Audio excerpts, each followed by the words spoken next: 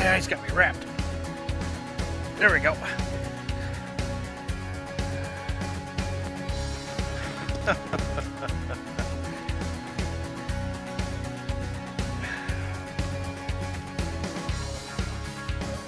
There you go.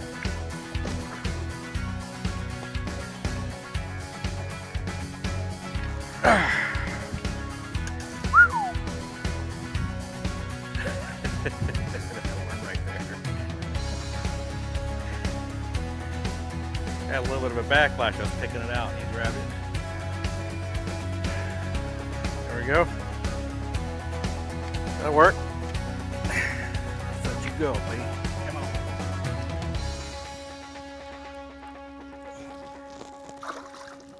Have a nice day. Hey folks, Glenn May here with BassResource.com. Today I want to talk to you about fishing plastic worms during the summer. I'm talking 6-inch, 7-inch ribbon tail worms, just like this one here. That's what we're talking about. The plastic worm has been around since the 70s, and it catches fish year-round, but it's especially productive during the summertime. One of the reasons is that you can fish it in 6 inches or 60 feet deep, anywhere in between, and it fishes in pretty much anything you can find in any body of water. Weeds, rocks, docks, pilings, roadbeds. You can fish out offshore structure like points, humps, ledges, rock piles, all kinds of stuff out there. You know, even shallow water, dense cover, dense weeds, lily pads. I can go on and on and on, but that's one of the reasons why this little thing is so productive. You can fish it in everything. Plus, it doesn't give off any unnatural movement to the bass. It looks natural, looks like a normal, you know, it doesn't have any telltale signs that's artificial. And because it's made out of a soft plastic, when the fish bite it, it feels normal to them when they get it in their mouth. So it catches a lot of fish. One of the things about summertime is that bass can be both shallow and deep. And I know the common thought is that, you know, in the springtime, the fish are all up shallow. They're up there spawning, and then in the summertime, they all abandon the shallows and all go deep. That's not true.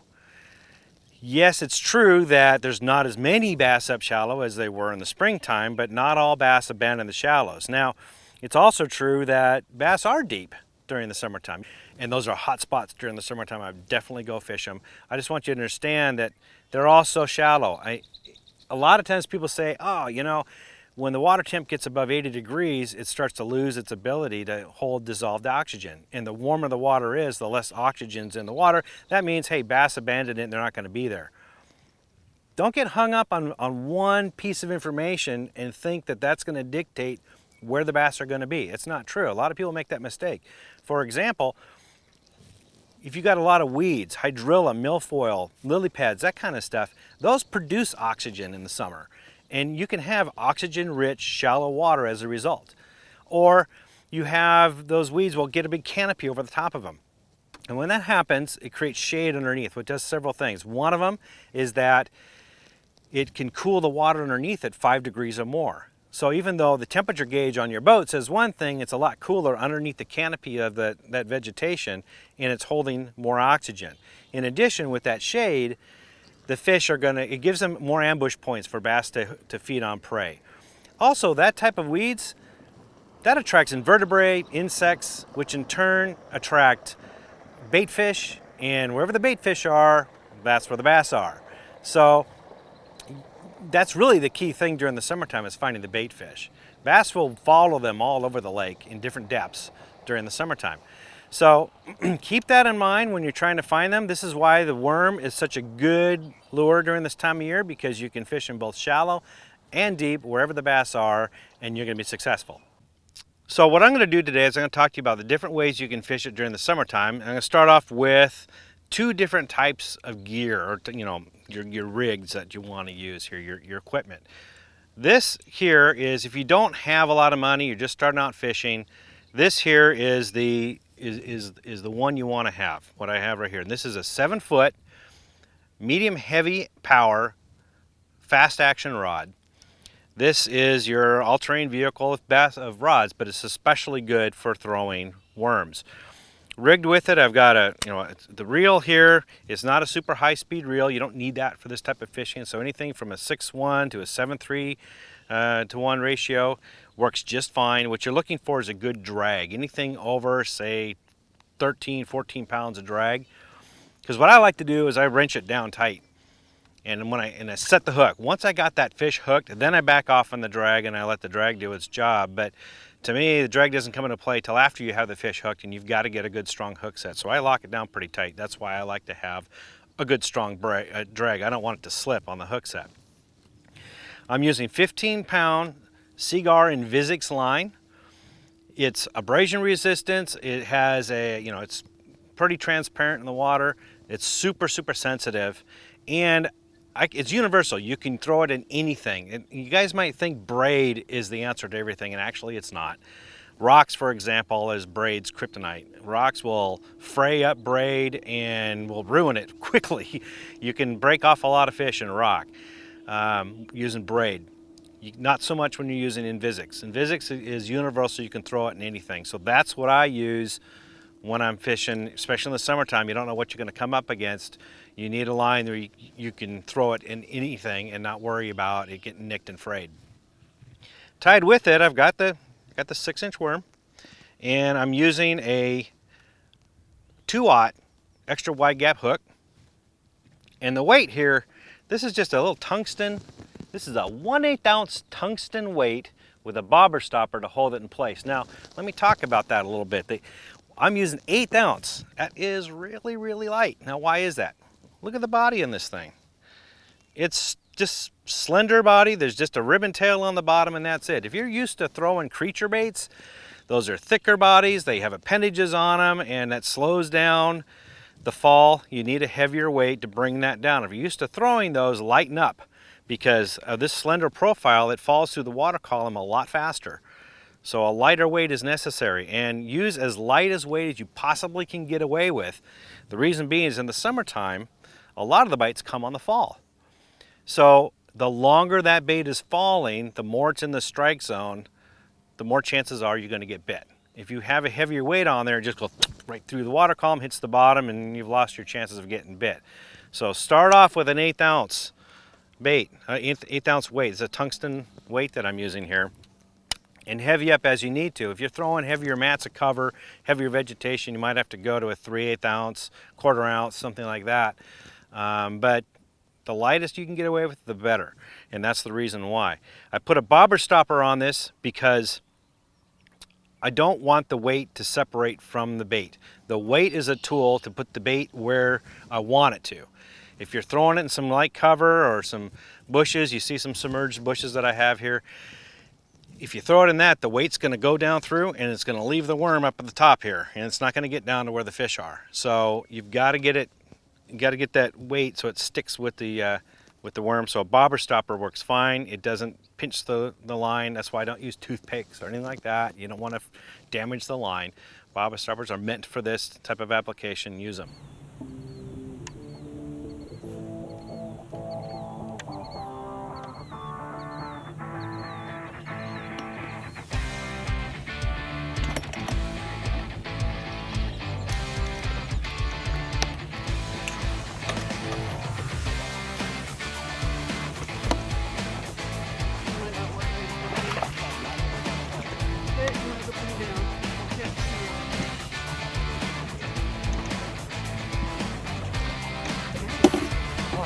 Big head.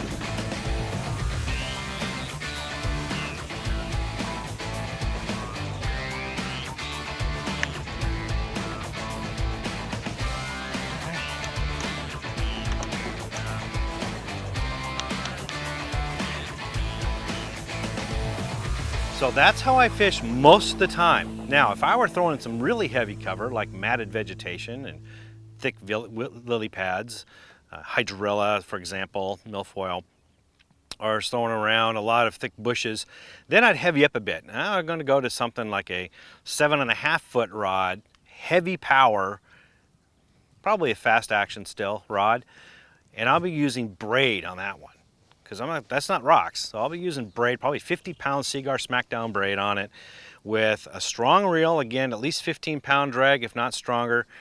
Setup's basically the same, but I might go a little bit heavier now because I'm throwing a heavier cover. So there I'm going to be using maybe a 3/8 ounce weight, maybe even up to a 1/2 ounce to get it into those weeds, get in the pockets. That's what you're looking for. Get it in those pockets and let it fall down in there. So a little bit heavier weight is probably necessary in those cases. All right, so that's the setup. That's how I rig it. Now I want to tell you how to fish it.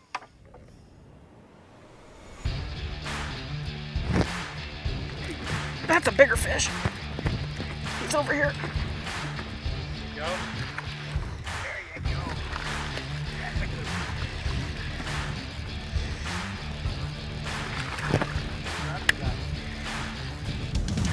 I think I got him pretty good. Yeah, nice fish. Better than the ones I've caught all day.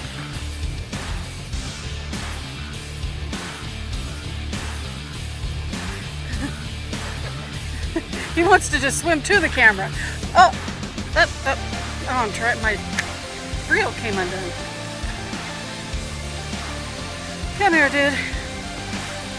Come here. That was just a happenstance cast. You weren't going nowhere. And I had you weirdly hooked, but I had you hooked.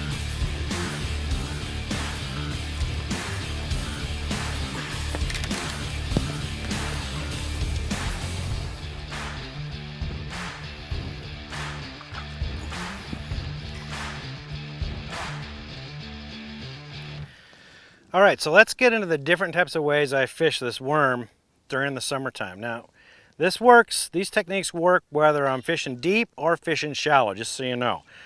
So I'm not going to be too specific on what depth I'm fishing at. It's more about the technique. So the first way to fish a worm, and it catches a lot of bass, is you just want it to fall straight down through the cover, near the cover, next to a dock, whatever. You want it to fall really slow, because that's when the bass are going to hit it, is during that bite, during that fall. So all you're going to do is cast it out, let that lure fall on slack line until it hits the bottom. Notice right away I cock the reel, even though it's slack line. I want to be ready to set the hook. Let it fall all the way down. Now when it's falling, you're not going to feel the bite, and that's the hardest part about fishing plastic worms, is detecting the bite, because that straight down fall and slack line, what you have to do, you have to watch the line. That's the only way you're going to detect a bite. So you're looking for that line to jump, pop, twitch. Sometimes it'll just accelerate all of a sudden out of nowhere for no apparent reason, or it will start swimming off to one side. That is one of the key things during the summertime. It just starts swimming away one direction or another. You won't even feel the bite. You got to watch your line, pay attention for that sort of thing, and it always happens on the fall when that happens. So throw it out on slack line, cock that reel handle, and watch that line, see if anything happens.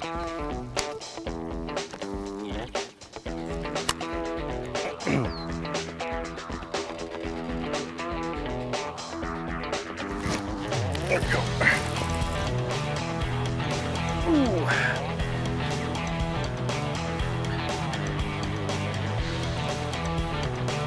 Strong fish. That's a real strong fish. There we go. Give me your face.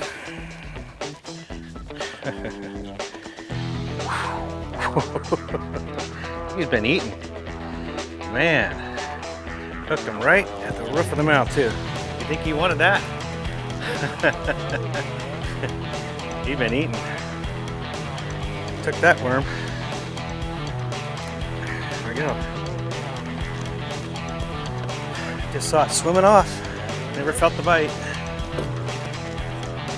Whew. All right, kid.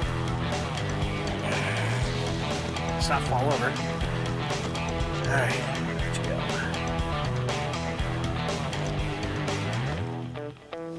go. Once it hits the bottom, just reel up, and you want to lift up on it and let it fall back down again. And this time I'm following it down with the rod, and I'm reeling up the line. So I'm keeping a little bit of tension on the line, not much. I still want it to fall straight down, but at least here I can feel the bite a little bit better.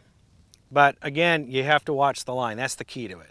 So do that a couple, until you're away from cover. Just keep lifting the rod tip up and dropping the lure back down, reel up your slack, rinse, lather, repeat till you get back to the boat. Unless you pull away from cover, once you're away from cover, then just reel it back into the, straight into the boat. That's the first way to fish it. Now another way to fish it is very similar. This works really well in the summertime. Now you throw it out, let it fall like I just showed you, but remember what I just showed you, I lifted it up slowly and let it fall back down slowly. In the summertime, this technique works really well, and once it hits the bottom, you want to rip it up off the bottom and let it fall. Let it fall all the way down, then give it another pop, and then let it fall all the way down, and then another pop, and let it fall all the way back down. What you're doing here is you want to rip it up off the bottom. It often produces violent strikes from bass in the summertime. They may follow the bait all the way down, and all of a sudden it boom takes off, and it looks like it's trying to get away from them. And they'll just a reaction strike. They'll nail it really hard. So when you're fishing it that way, hold on tight because you can get some real violent strikes. But that's an excellent way to fish it during the summertime. Now let's go the opposite. Let's say a big front's come through. Dog days of summer. The fish are kind of lethargic. They don't want to bite. What do you do then? Well, throw it out there again.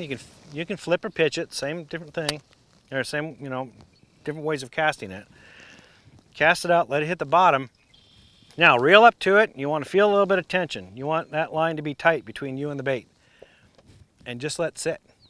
Don't move it. That's right, don't move it. You got to be patient with this one. What you're doing here is the bait may seem dead to you, like it's not moving at all. But really what's happening, because you have tight line, you've got wind action and wave action that's lapping away at the line and causing that bait to move just a little bit. You might have a little bit of current on the water. It's causing that bait to twitch and move a little bit. And if you're holding it with your hand, especially out away from your body, try doing this. Hold your hand steady, just like this, you know, for 2 minutes. And try not to move it at all. Okay, you're not gonna be able to do it. So you'll have a little bit of movements. And all of those little bit of movements combine to make that bait just move, quiver, kind of slowly move across the bottom of the lake. And a lot of times when the fish are real finicky, just that little subtle movement is all they need to suck it up off the bottom and swim off with it. So you have to be a real line watcher when you're doing that. They're not gonna thump it. Usually the line just picks up and starts walking away. Kind of seems like a lazy way to fish it, but it really isn't. It requires a lot of concentration. You're not sit there and slack line, so you constantly have to pay attention that you've got a tight line between you and the lure, and you just have to be on alert for that subtle pickup, and you'll catch a lot of fish that way in the summertime. Now another way to fish this is you want it to look like a little creature bait going on the bottom of the lake. Let it sit on the bottom. Here you want to hold your rod tip out a little bit to the side, and you just want to drag it to about 90 degrees in front of you, and then reel up the slack, and then drag it again with the rod tip. Okay, the reason why you're doing this, a couple things. First of all, with the rod tip out to the side, you're going to feel the bite. You can feel that pickup. Sometimes it's a real subtle pickup, and that's the hard part in the summertime. They just sometimes are very, very subtle.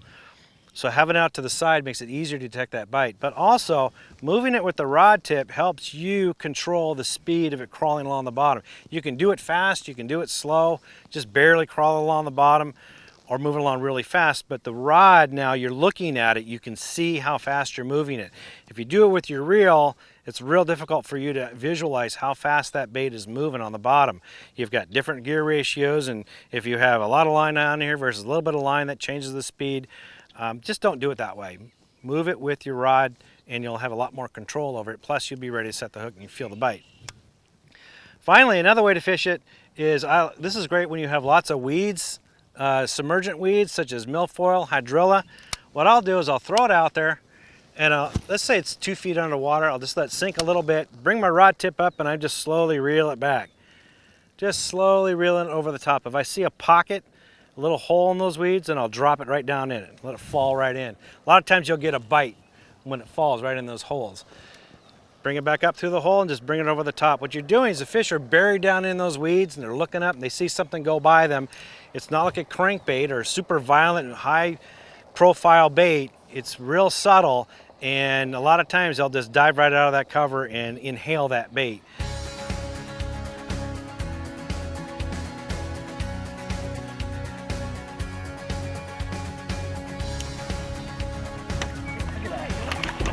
Swimming the worm. Swimming it.